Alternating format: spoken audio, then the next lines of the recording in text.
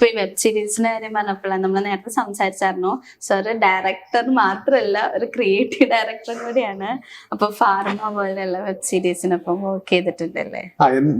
ഫാർമയ്ക്കൊപ്പം ഞാൻ ഉണ്ടായിരുന്നില്ല. ഞാനിപ്പം വർക്ക് ചെയ്യുന്ന കമ്പനി പ്രൊഡ്യൂസ് ചെയ്താണ് ഫാർമ. ആ കമ്പനി ഇപ്പം സീരിയൽസും പല ചാനൽസിന് വേണ്ടി സീരിയൽസും പ്രൊഡ്യൂസ് ചെയ്യുന്നുണ്ട്.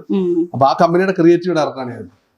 അതിന്റെ സ്റ്റോറീസ്, കാസ്റ്റിംഗ്, അങ്ങനെയുള്ള കാര്യങ്ങൾ നോക്കുന്ന ഒരു ഉദ്യോഗസ്ഥൻ കൂടിയാണ്. ഇപ്പൊ രണ്ടും കൂടെ ഹാൻഡിൽ ചെയ്യാൻ പറ്റുന്നു. ലൈക്ക് മൂവി ഡയറക്ഷൻ എന്ന് പറയുമ്പോൾ ഒരു മൂവിനെ വെച്ച് നോക്കുമ്പോൾ ഒരു കപ്പിത്താൻ എന്നൊക്കെ നമ്മൾ പറയാം. അപ്പൊ രണ്ടും കൂടെ ഹാൻഡിൽ ചെയ്യാൻ പറ്റും. രണ്ടും കൂടെ ഒരുമിച്ച് നടക്കത്തില്ല.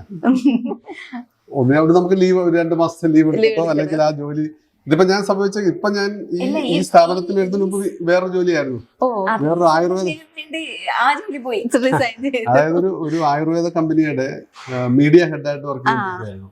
അപ്പോഴാണ് ഈ സിനിമ ചെയ്യേണ്ടി വന്നത്. അപ്പൊ 1 മാസത്തെ ലീവ് ചോദിച്ച് ആ സിനിമയ്ക്ക് പോയി. പക്ഷെ ആ സിനിമയ്ക്ക് 2-3 മാസം പോയി. തിരിച്ചു വന്നപ്പോ ആ ജോലിയില്ല. അങ്ങനെ വന്നപ്പോഴാണ് അടുത്ത കമ്പനി കയറി. എന്തായാലും മാസം ശമ്പളം കിട്ടിയാലേ വീട്ടിൽ ചെയ്യാൻ പറ്റും. അതുകൊണ്ടാണ് ഞാൻ സിനിമാക്കാരനല്ല. ഞാൻ ശരിക്കും സിനിമ ചെയ്യുന്നേ ഉള്ളൂ. ആഗ്രഹം കൊണ്ട് ചെയ്യുന്നു.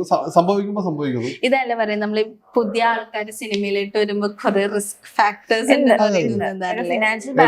എന്റെ സുഹൃത്ത് കണ്ണൻ താമരകുളം ഏതാണ്ട് ഒരു 5 വർഷം എനിക്കറിയാം. ഒരു 5 വർഷം സിനിമയ്ക്ക് വേണ്ടി നിന്നിട്ടാണ് സിനിമ ചെയ്തത്, വേറെ ഒന്നും ചെയ്യാതെ.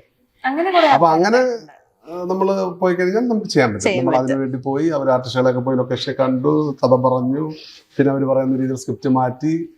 അത് അങ്ങനെ ഒരു ലോങ് ടൺ. നമ്മളങ്ങനെ സിനിമ, അവരാണ് സിനിമാക്കാര്. എന്നെ അതിനുള്ള ഒരു ഫിനാൻഷ്യൽ ബാക്കപ്പ് കൂടെ നമ്മൾ കണ്ടെത്തണം, നമ്മുടെ കയ്യിൽ ഉണ്ടാവണം. അല്ലാണ്ട് ഫാമിലി, കുട്ടികള് ഈ സിനിമ എന്ന് പറഞ്ഞു നടന്ന, അല്ലെങ്കിൽ ഫാമിലിക്ക് അതുപോലെ സപ്പോർട്ട് ചെയ്യാനുള്ള ഫിനാൻഷ്യൽ സ്റ്റെപ്പ്, അതായത് നമ്മുടെ വലിയ ഒരു ഫിനാൻസ് സപ്പോർട്ടുള്ള ഫാമിലി ആണെങ്കിൽ ഓക്കെ, ഹസ്ബൻഡ് പോയിക്കോട്ടെ, കുഴപ്പമില്ല, സിനിമ ചെയ്തിട്ട് വരും എന്ന് പറയാം. എന്നെ അലട്ടുന്നത് എപ്പോഴും അങ്ങനെയാണ്. ഞാൻ അതുകൊണ്ടാണ്, അല്ലെങ്കിൽ ഒരുപാട് സിനിമകളൊക്കെ ചെയ്യാമായിരുന്നു. ഞാനിങ്ങനെ ആലോചിക്കുമ്പം അയ്യോ ഇവര് പട്ടിണിയായി പോകുന്നു എന്ന് ആലോചിക്കുമ്പം